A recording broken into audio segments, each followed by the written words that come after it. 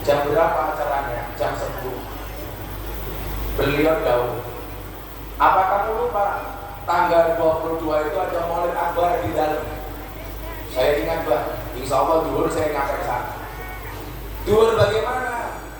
Kamu sambutan. Sambutan apa Pak? 1, sambutan mewakili panitia. 2, sambutan mewakili keluarga. 3, sambutan mewakili jamaah. Sambutan kok borongan Pak? Untungnya bukan tenang. Akhirnya saya punya kebiasaan dari dulu, kalau Abah Lutfi yang jauh saya nggak pernah bisa menolak.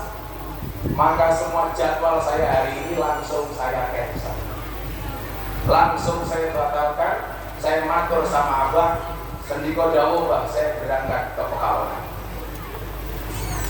Nah, Ibu Bapak yang saya muliakan, mungkin Anda bertanya begini, kok Gus Miftah itu cinta banget sama Habib Lutfi, kenapa? Saya menjadi penderek Habib Lutfi sejak tahun 2000. Pertama kali saya ngaji di lokalisasi tahun 99 awal, 99 akhir. Awal tahun 2000 saya sowan Habib Lutfi. Dari pertama kali saya sowan, saya sudah dipanggil juragan. Sejak saya miskin tidak punya apa-apa.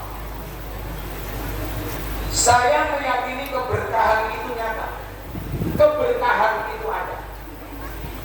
Dan saya meyakini semua kalimat yang keluar dari Abah itu membawa keberkahan bagi kita semuanya. Amin. Amin.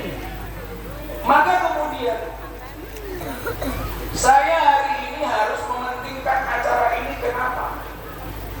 Ternyata Allah ingin mengangkat dan menambah derajatnya Abah Lutfi dengan begitu banyaknya fitnah, dengan begitu banyaknya sangkaan-sangkaan yang bahkan lebih kepada pendoliman secara personal.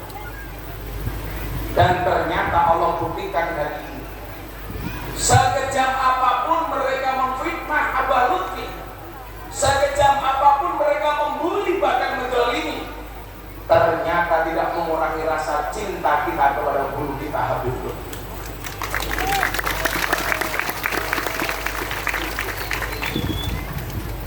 Ibu bapak, para hadirin yang saya muliakan, beberapa waktu yang lalu saya komunikasi dengan Habib ini.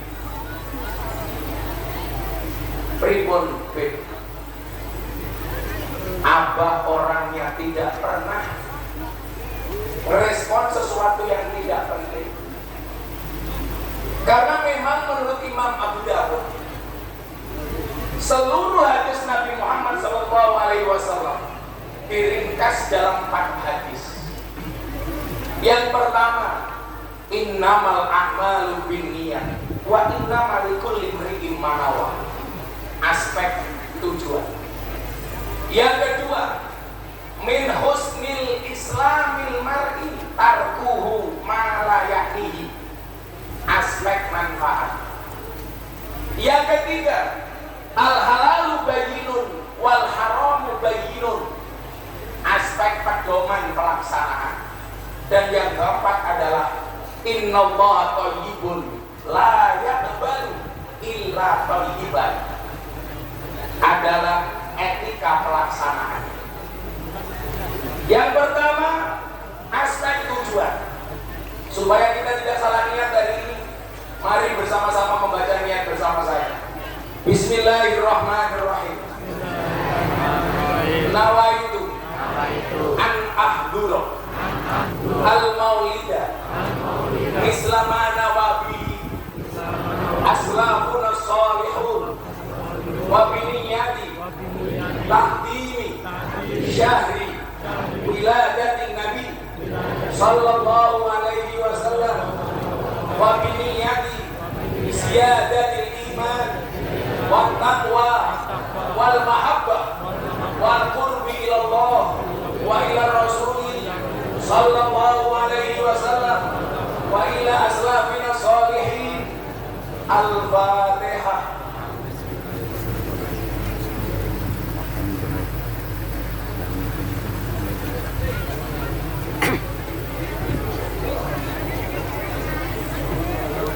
Di mana dimensi pentingnya niat? Wa inna malikul limri'in ma'nawa. Kenapa kalau hadir di majelis maulid harus niat?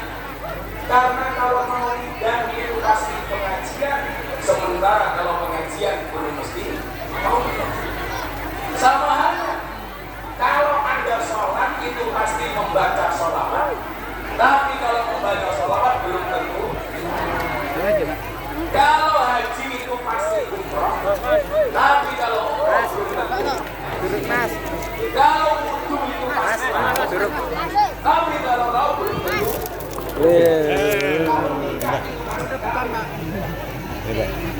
Kasih, kita kasih dulu, Pak. Baik, ya sini. Nah, satu. Iya, ada. Yes. Untuk apa kita niat? An-ah dulu untuk bisa hadir. G. Dan kita beruntung Bapak Ibu, lanjut sholawat istiqomah konsisten melaksanakan maulid akbar setiap tahun. Maulid ini yang butuh bukan baru, tapi yang butuh adalah kita, betul?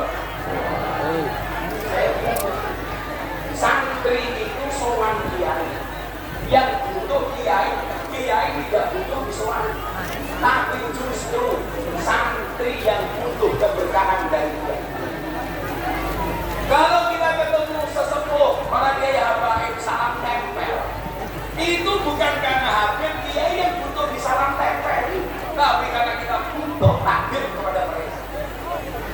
Maka niatnya adalah mislama nawabihi aslafuna sholihun. Kita niat sebagaimana niatnya ulama-ulama salafus sholih. Artinya apa? Kita melaksanakan maulid karena muhafadzah alal qadir sholih, menjaga tradisi lama yang baik yang diajarkan oleh ulama-ulama salafus sholih.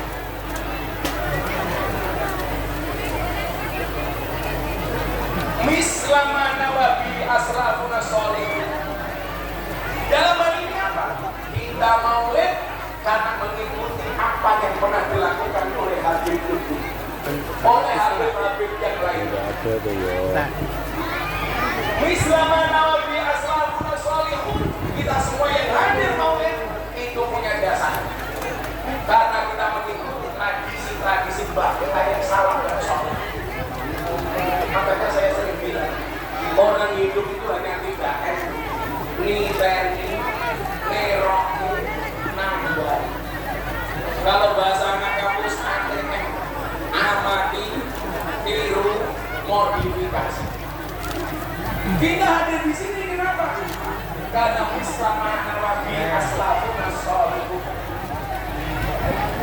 Karena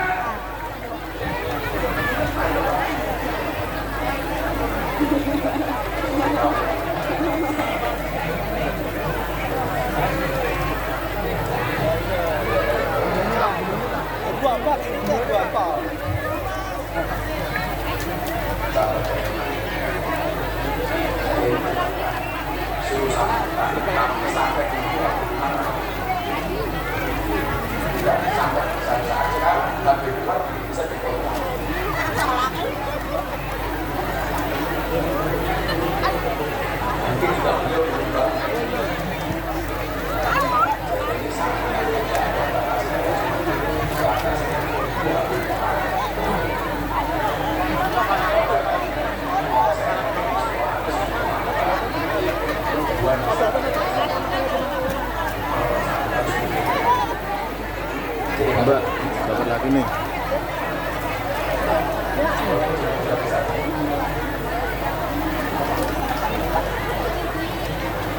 niatnya apa? Wabiniyati takdiri syahri miladatin Nabi. Niatnya adalah memuliakan bulan kelahiran Kanjeng Nabi. Kenapa harus memuliakan Bapak? Ibu bapak yang saya muliakan,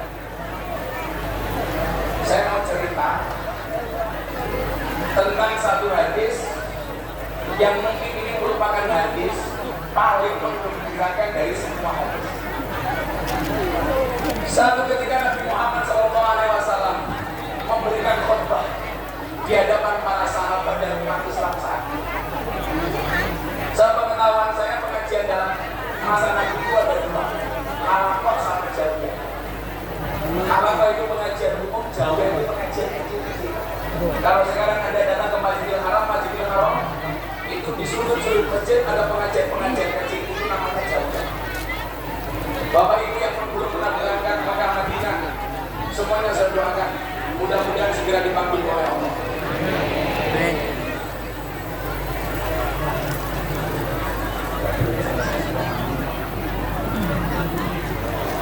Segera dipanggil oleh Allah untuk ziarah Makkah Madinah.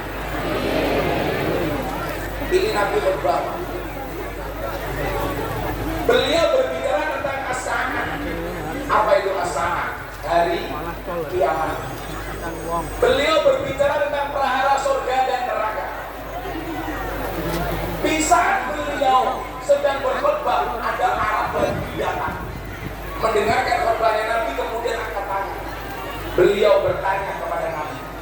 Apa yang ditanyakan? Ya Rasulullah, mata sa'ah. Wahai Nabi, dari tadi Anda berbicara hari kiamat. Pertanyaan saya, kapan kiamat itu datang, wahai Nabi? Nabi mendengar pertanyaan ini tapi tidak menjawab. Kembali beliau melanjutkan khutbahnya. Sampai yang kedua kalinya Arab Badui ini kembali bertanya kepada Nabi. Ya Rasulullah, mata sa'ah. Wahai Nabi, dari tadi Anda berbicara soal kiamat. Kapan kiamat itu datang? Nabi kembali mendengar pertanyaan ini, tapi Nabi tidak berkenan untuk menjawabnya. Si Arab Badui kembali bertanya untuk ketiga kalinya. Ya Rasulullah, mata sa'ah. Wahai Nabi, kapan kiamat itu datang? Untungnya Bapak Ibu, Badui ini sopan, memanggil nama Nabi tidak dengan kalimat langsung nama Muhammad, tapi dengan kalimat ya Rasulullah. Ini sesuai dengan firman Allah, la taj'alu du'a rasuli bainakum ka du'a'i ba'dikum ba'dah. Kita tidak boleh jangkal dengan Nabi. Saya tertarik dengan salah satu ceramahnya Abang Lutfi. Ketika beliau tidak berkenan dipanggil sahibul fadilah wal karamah. Kenapa? Karena Abah mengatakan nisbat yang paling pantas dipanggil sahibul fadilah wal karamah itu hanya Kanjeng. Makanya ini para MC panitia pengajian, tolong kalau ngundang kiai naik ke panggung, bahasanya nggak usah berlebih-lebihan. Sederhana saja. Apalagi kalau yang diundang ngaji orang seperti saya. Kadang-kadang kita berlebihan, acara selanjutnya tausiah akan disampaikan oleh sahibul fadilah wal karamah. Saya kok dari dulu gak sepakat dengan bahasa tausiah. Tausiah itu tasrifnya apa? Waso, yuwasi, tausiah. Hasanah ahlu sunnah wal jamaah itu tidak mengenal tausiah, tapi menggunakan bahasa mau'idah hasanah. Dalilnya apa? Ud'u ila sabili rabbika bil hikmah wal mau'idatil hasanah. Mawa'id, nasihat, bukan tausiah.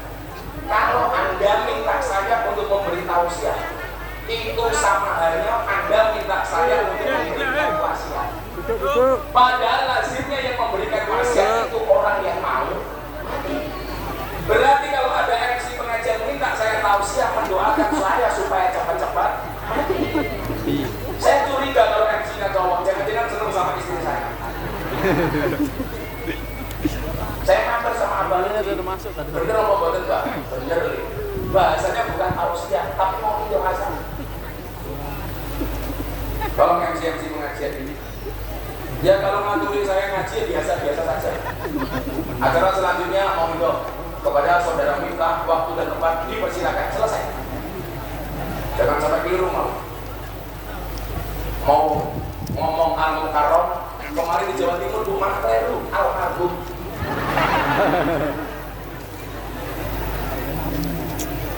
Ya kalau orang-orang kayak saya itu manggilnya gampang malah. Acara selanjutnya pengajian akan disebut Sohibul Maksiyah Miftah Maulana Habibur Rahman. Malah saya nggak punya beban. Kadang-kadang ada juga Pak MC pengajian kayak MC dangdut. Acara selanjutnya mau itu hasanah akan disampaikan oleh Ustaz yang sedang naik daun. Saya melihat ini Ustaz atau orang keket. Kita sambut Gus Miftah. Ikon rinju orang ngaji. Habib Lutfi menolak kalimat Sohibul Fadilah wal Karomah dinisbahkan kepada dia. Beliau bersederhana saja. Al-Mukarram bisa contoh, kata beliau. Gak usah berlebihan. Ini bajunya keren, memanggil Rasulullah dengan kalimat takdiman wa ikroman. Enggak, jangan. Itulah alasan kenapa dalam hasanah al-sunnah kita menggunakan kalimat Allahumma sholli ala Sayyidina Muhammad. Gak boleh kita jangkar Allahumma sholli ala Muhammad. Karena dalam riwayat disebutkan Allah memanggil nama Muhammad secara langsung, itu hanya sekali. Selebihnya dengan kalimat Ya Rasulullah, Ya Nabi Allah, Ya Mudassir, Ya Muzammil, Yasin, Toha. Gak boleh jangkar. Coba kalau ada ke keraton Bapak Ibu, gelar keraton itu kan keren. GBPH, Gusti Bendoro Pangeran Harjo. KPH, Kanjeng Pangeran Harjo. KRMT, Kanjeng Raden Mas Tumenggung.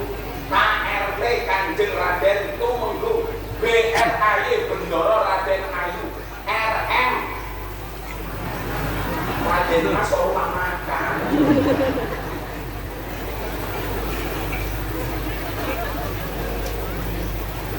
Saya sudah berjanji sama Pak Lutfi soalnya, Mbak, izin kalau bisa saya suruh sambungkan, saya mengurangi kadar dan dosis guyonan ala saya, karena saya menghormati majelis ini.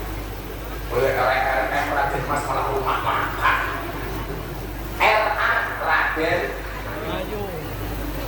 itu dengan orang keraton, bagaimana dengan Nabi? Makanya mohon maaf, Abah Lutfi itu gak mau memaknai ana basarum mislukum dengan mengatakan bahwa Nabi Muhammad itu manusia biasa. Ini tuh aneh.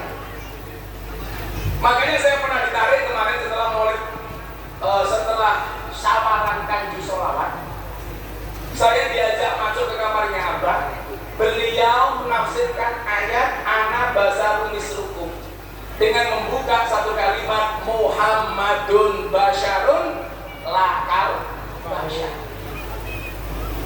Nabi Muhammad itu manusia, tapi tidak seperti manusia lainnya. Itulah alasan kenapa saya mengatakan bahwa Nabi Muhammad itu tidak 100% terbuat dari tanah. Saya ulangi, kalau manusia seperti kita terbuat dari apa Bapak Ibu? Tanah. Kenapa terbuat dari tanah? Tanah itu bahasa Arabnya ardun. Asal katanya sama dengan ridho. Kenapa manusia terbuat dari tanah? Supaya banyak belajar dari sifat tanah. Tanah itu diinjak tidak berontak, dikencingi tidak emosi, tapi didiamkan saja, semakin lama tanah harganya semakin mahal. Kenapa manusia terbuat dari tanah? Supaya banyak belajar dari sifat tanah, banyak mengalah. Orang yang mau ngalah, mau ridho, mohon maaf, semakin lama harganya semakin mahal. Gus, kalau ada orang sukanya marah-marah, apakah masih terbuat dari tanah? Tetap Bapak Ibu. Orang yang suka marah-marah tetap terbuat dari tanah, namun barangkali tanah sengketa. Kalau orang suka nakut-nakuti, jelas tanahnya bulat.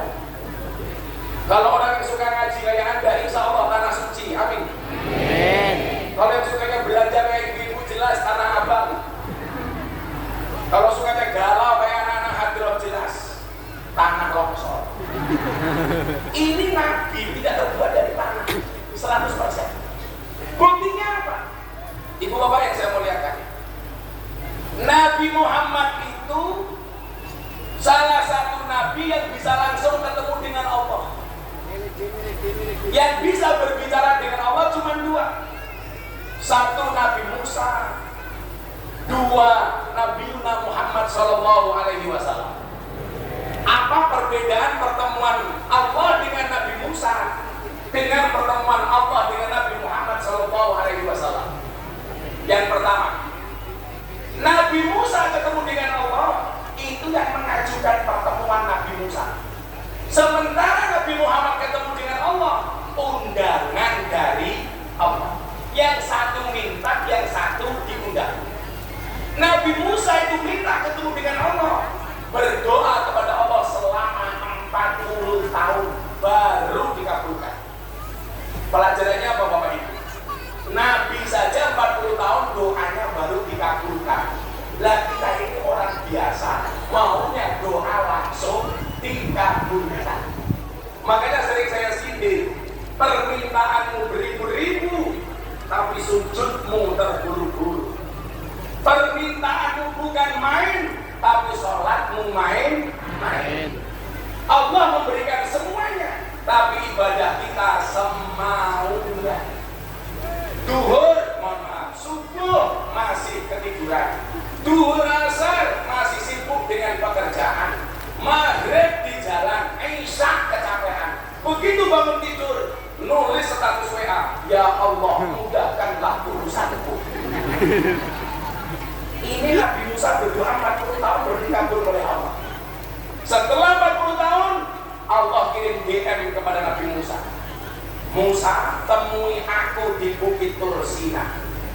Akhirnya Nabi Musa datang. Apa yang membedakan berikutnya antara Nabi Muhammad dengan Nabi Musa? Nabi Musa ketika sholat Allah, ketika naik bukit dia menggunakan sandal. Allah perintahkan kepada Musa untuk mencopot sandal. Musa copot sandal. Bukit ini akan menjadi tempat yang suci karena merupakan pertemuanku dan pertemuanmu wahai Musa. Sementara ketika Nabi Muhammad SAW ke Sidratul Muntaha, beliau membaca cerita Musa mencopot sandalnya. Nabi Muhammad mencopot sandalnya. Tapi Allah katakan kepada Nabi Muhammad, wahai Muhammad kekasihku, jangan kamu copot sandalmu. Kenapa? Karena langit ingin diinjak-injak oleh sandalmu wahai Muhammad. Coba Bapak Ibu, Nabi Muhammad itu sandalnya saja terhormat.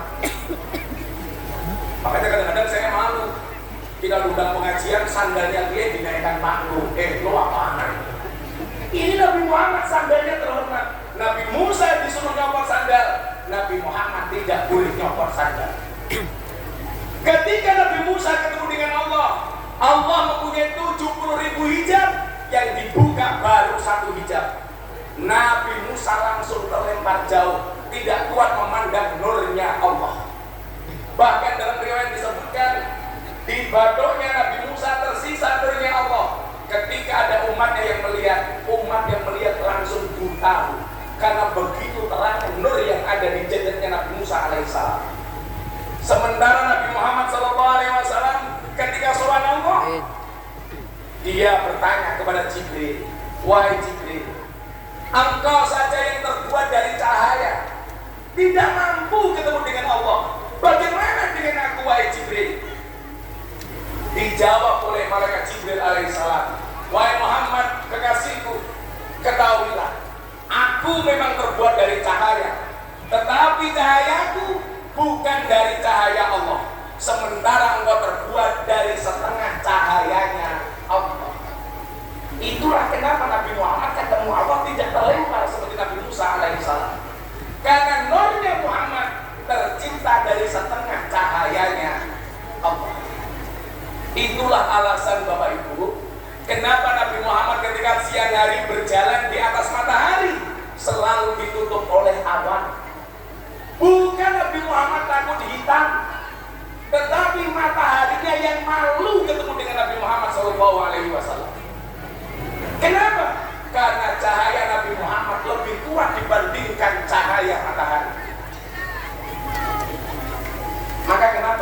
melantunkan anta syamsun, anta badrun, anta nur, fauqa nur.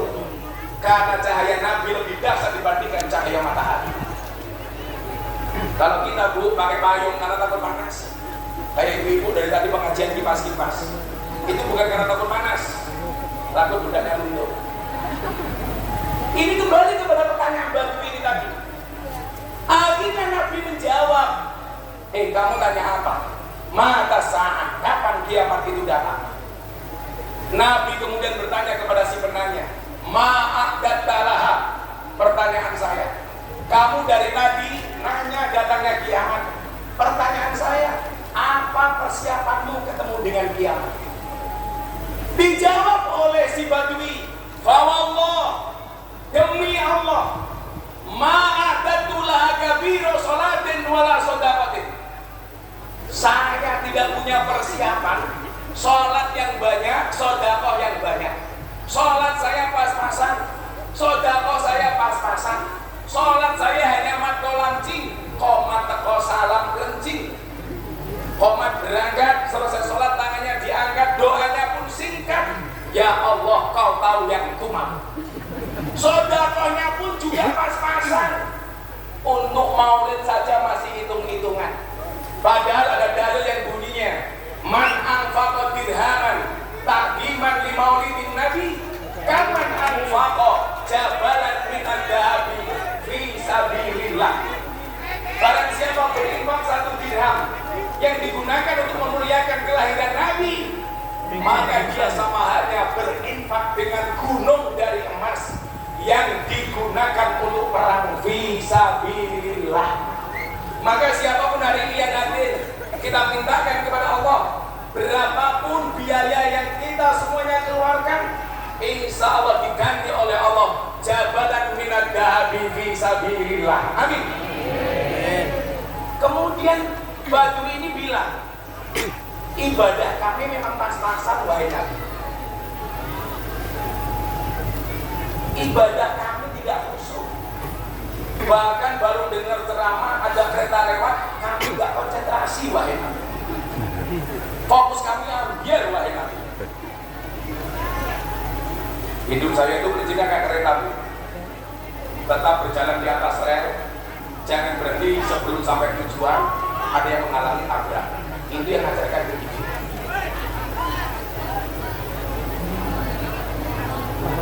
Akhirnya apa?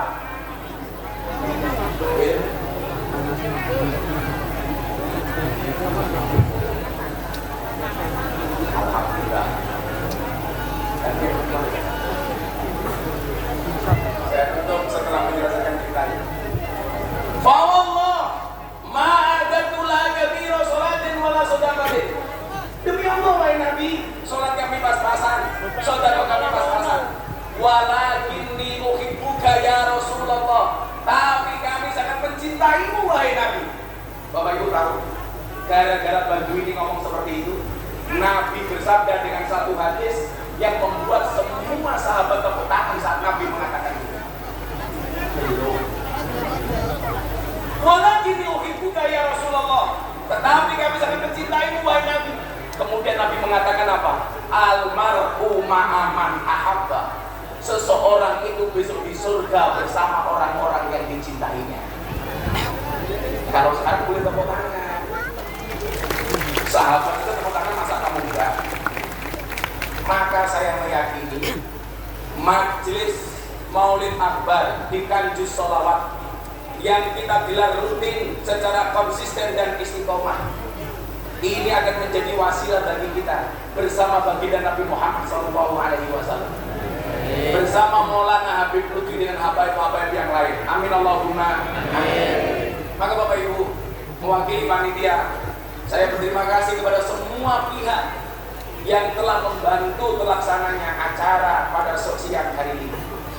Apapun sumbangan yang Anda berikan, baik berupa ilmu, malun maupun uwatun, baik berupa ilmu, harta maupun tenaga, mudah-mudahan sebagaimana yang tadi disampaikan, man anfaqa dirhaman ta'liman li maulidin nabi kaman anfaqa jabalan minad dahabi fi sabilillah. Kita semuanya mendapatkan keberkahan dari acara ini. Sekali lagi terima kasih atas hadirnya Abah Lutfi, menyampaikan terima kasih kepada cara kita bermuamalah, bermuasyarah dengan acara Maulid ini. Mudah-mudahan kita semuanya dikumpulkan di padang mahsyar dengan orang-orang yang kita cintai, para walinya Allah, para nabinya Allah, wabil khusus bersama baginda Rasulullah Muhammad Sallallahu Alaihi Wasallam. Terakhir, atas semua pemberitaan yang mungkin Anda baca, saya hanya minta satu doa untuk Habib Lutfi. Mudah-mudahan Allah senantiasa jaga Abah, amin. Mudah-mudahan Allah panjangkan umurnya Abah, amin. Senantiasa membersamai kita, amin. Untuk Abah Lutfi, Al-Fatihah.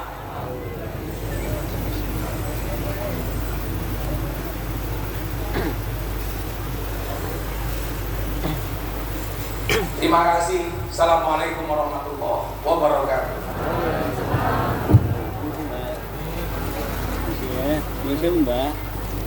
Mbak. Nggih. Amin Mbak ya. Amin.